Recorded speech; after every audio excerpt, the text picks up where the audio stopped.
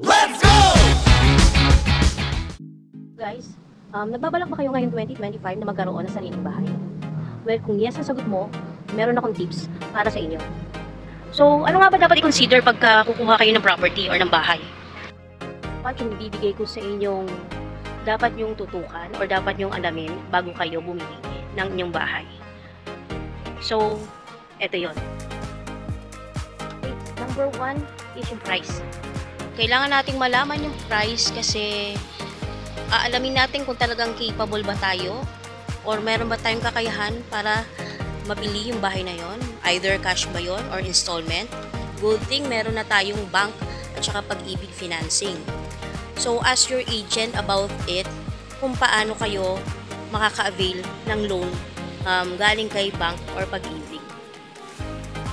Number 2 naman yung location. So pag sinasabing location, ito yung proximity natin or proximity ng napili nating bahay within sa mga malalapit na establishment. Like, tulad ng workplace mo. Kung malapit sa trabaho, malapit sa school ng mga junakis mo, o mga anak mo. And then, yung palengke rin for kay misis. At pwede rin sama natin yung church and yung hospitals. So, malaking bagay yan, malaking factor ang location bakit nagmamahal yung presyo ng property.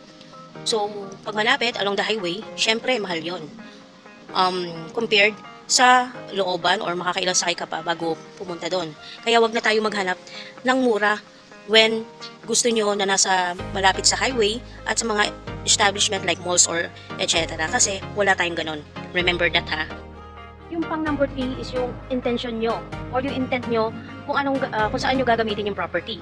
Like for example, for investment, pwede rin naman natin for end use or kayo yung mismong gagamit ng property. So nag-iiba yun, nagva-vary yun. Meron din dapat i-consider na kung ready for occupancy yung kukunin nyo o yung tinatawag na RFO o pre-selling. Meron sa inyo naka-experience na last 3 years, 1M lang yung property na po eh.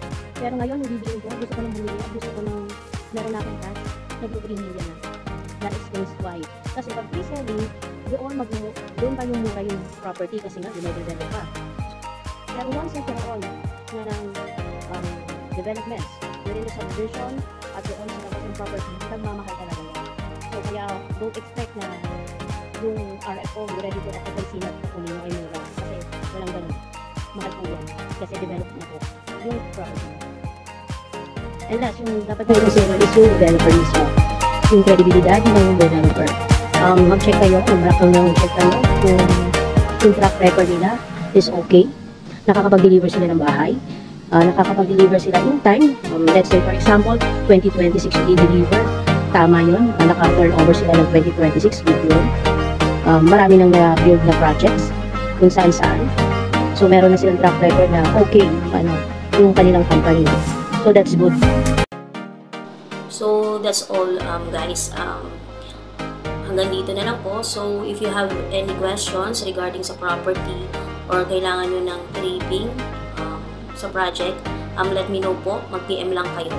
So see you soon and Happy New Year guys!